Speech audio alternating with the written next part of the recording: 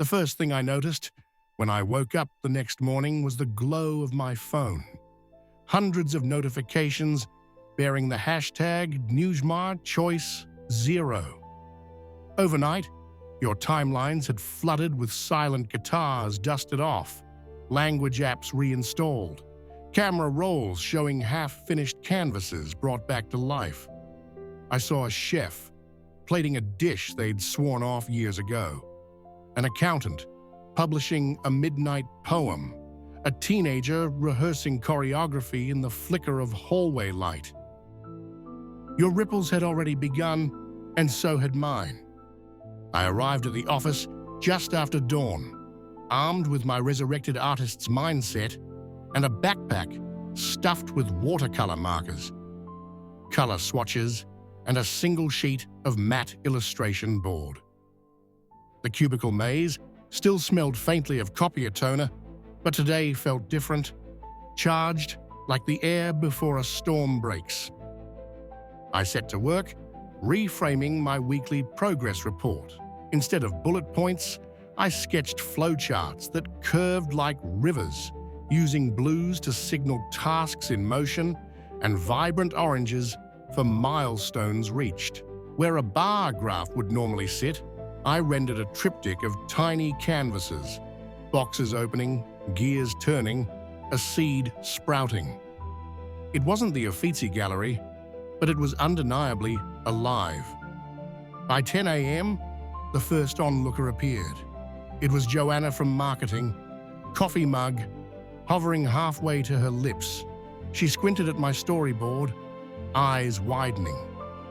"What are you doing?" she whispered, half amused, half cautious. "Experiment," I said, sliding my markers into a mason jar, like paintbrushes in a studio. Thought I'd see if data could feel as compelling as a painting. She laughed, but didn't leave. Others gathered. Analysts, designers, even our usually aloof finance director. Within minutes, the murmur of curiosity filled the hallway. That's when I realized our viewer poll had come true. Path A. Resonance was unfolding. I was ushered into conference room B at noon.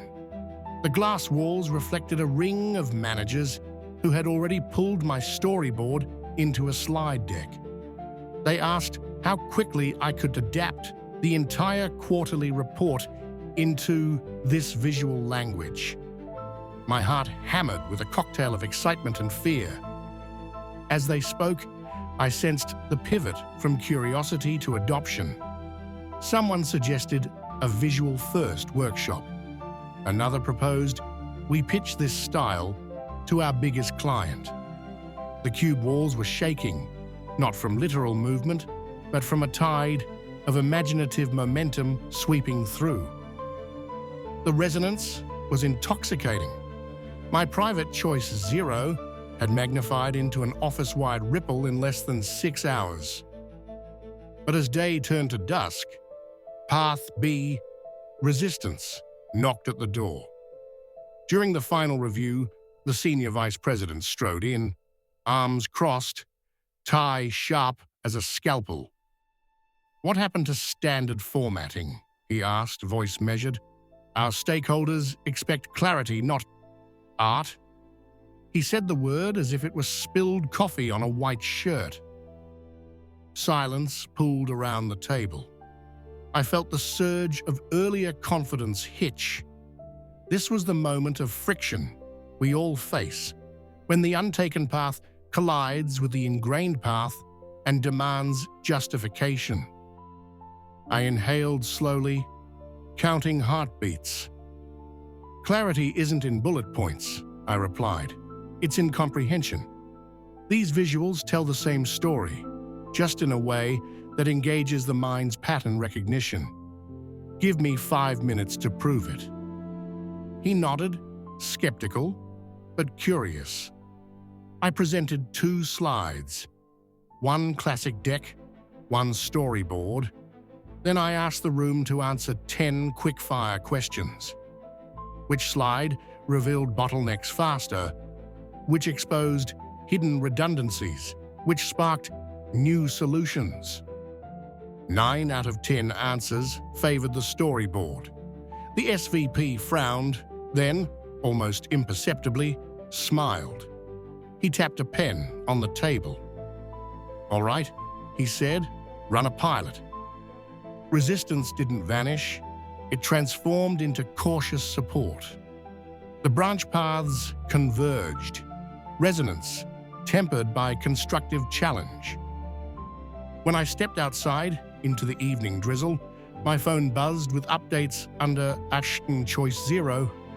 There was Anna, a dentist who resurrected her cello to soothe patients in the waiting room. Marcus, a bus driver who revived his cartooning hobby to entertain commuting kids. Each post carried 2 images. Before, monochrome routine, and after, splash of color. One message struck hardest. A subscriber named Aaliyah wrote, "Picked up my grandmother's recipe book, baked her saffron bread for the first time. My entire family cried. We found memories we thought were lost." That single loaf of bread embodied the theme of the day.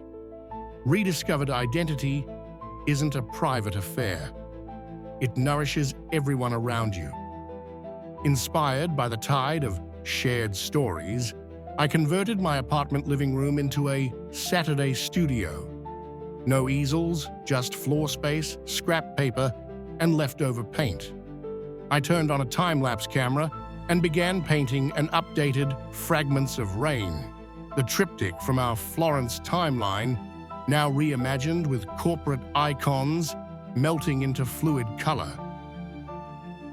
I streamed the process in a 2-hour live session.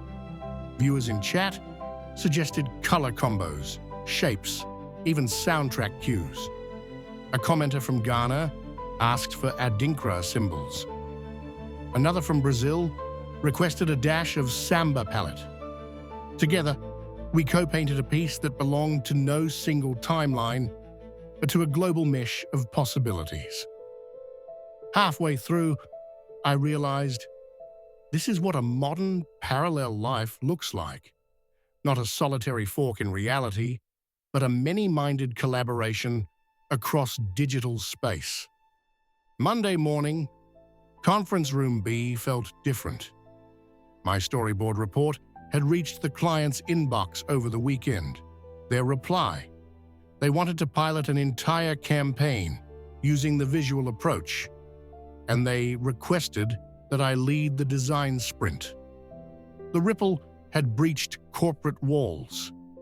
Joanna from marketing high-fived me in the hallway. The finance director offered to budget for a color printer upgrade. Even the SVP emailed, "Your method may disrupt our template, but evidently disruption can be productive. Proceed." A week ago, I was a dataset jockey. Now I was an accidental creative lead. All because I replayed Choice 0. That night, I opened my notebook, dividing a page. Original timeline versus parallel timeline. Original, stable income, routine tasks, mild restlessness. Parallel, creative leadership, increased risk, heightened fulfillment. But a third column glowed in my mind. Merged timeline, our present, where both stability and artistry coexist. A reminder that we don't have to abandon one life to live another. We can weave them together. Here's the next experiment. Branch Braid. Identify 2 contrasting timelines you crave. Practical and passionate, secure and daring. For 1 week, braid them daily. Infuse your stable work with a spark of passion and ground your daring hobby with a touch of structure. Document before, after moments, and tag them Nyarch Branch Braid.